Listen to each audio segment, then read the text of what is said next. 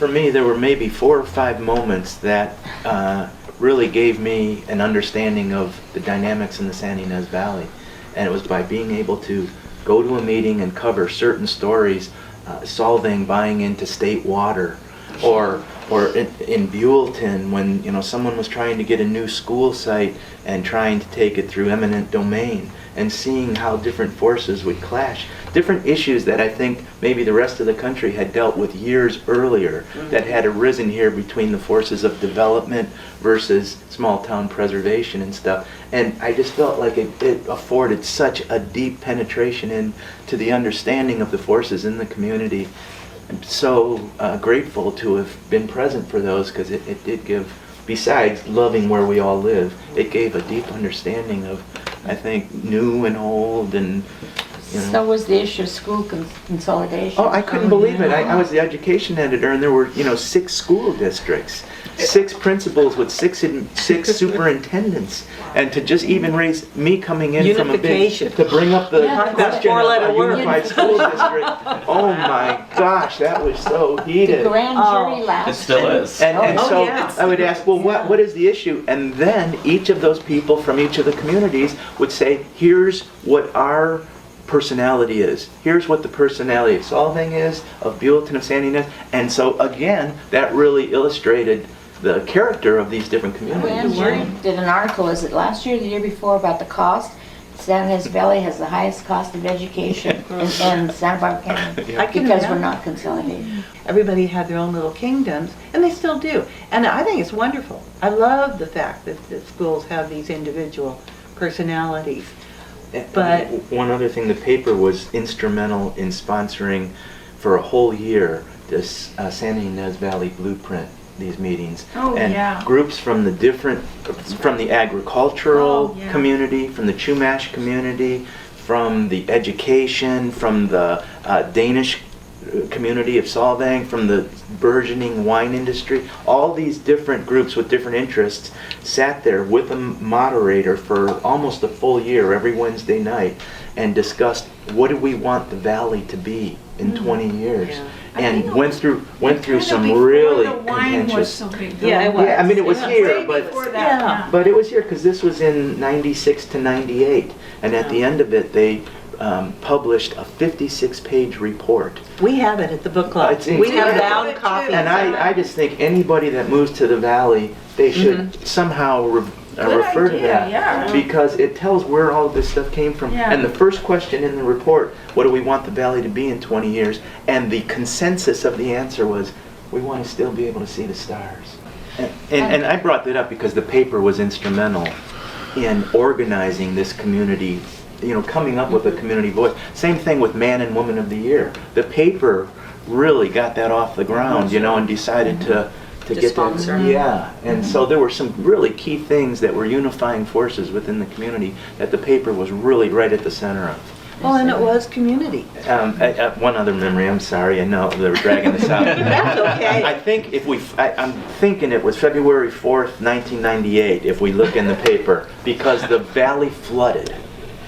Flooded. I mean, the stores were closed, the power was out. We had to put out the paper that morning. Oh, yes. And we couldn't. There was no power.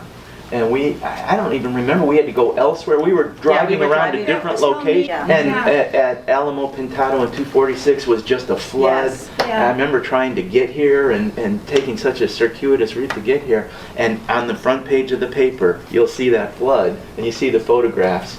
But we didn't know how we were going to get the paper out. There was, Got it out. the last time the Alice Howe Bridge washed out. That's was in, right. Yeah, that was 69. And remember the horses got from Mike's barn, went down, and they were trying to get the horses out of the barn. And the horses went down the river, and the cowboys all went down. They did, with their lassos to Buellton to the bridge, and they lassoed they one, went under the bridge. But it went, they went probably out to the ocean. King had this Oh, absolutely incredibly dramatic picture of this horse kind of coming up out of the river on the bank. I mean, It was frightening. I mean, we were without, I was there Yeah. when that occurred. well, Were we were And, without power and Helped- gas. Yes, I helped lasso some of the horses and pull them out. Really? And- The cowboy? Yeah. Cowboy did. There, I don't know if it was the same horse, but there was a thoroughbred that came out of that river when we had to get we got 2 ropes on it, and it had gone under a number of times. Yeah. The look on its face when it got its feet on the ground was one of the most beautiful sights I've ever seen. Wow. Oh. And that expression that came through, I think King captured that too. I think that's probably the same Yeah. one, and it's giving me goose pimples. Yeah. That's Oh, we need great. to look that up. That was quite an event. One of the things I just wanted to say here is that we're talking about this paper, and this community, Santa Ynez Valley, I think we all admit is very different, and we love it. We really love this valley. And I believe this newspaper has had a major part in the valley. Now, we've talked and debated for decades, and will continue, what the valley should physically look like. However, what it mentally looks like is something else again. And will never change. And thanks to some of the communication that comes out of the Santa Ynez Valley News, i.e. support for Man and Woman of the Year and the foundation and such, this, to me, is a very important, integral part of this newspaper, and does and has done a very fine job in keeping that going and perpetuating this specialness of the valley. Yeah. Once again, I want to thank you all for joining us this morning. Really appreciate you taking the time out of your It was days. fun. One of the things that I think is very important about a community newspaper is the concept of it being a trust that moves from person to person, from groups of people to groups of people, but provides a foundation for the community at large. And I view this time in the evolution of the Santa Ynez Valley News as part of that ongoing trust.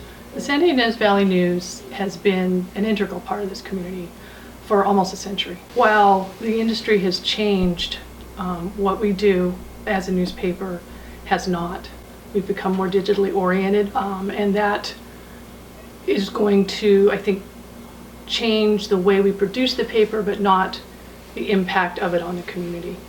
Our goal is to continue to serve the community, to record history, and to tell the story of the people in the Santa Ynez Valley.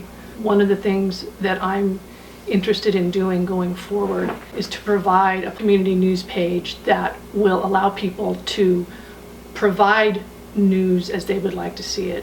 I think will allow people to be engaged with this paper and help it to remain the integral part of the community that it has been for the last 90 years.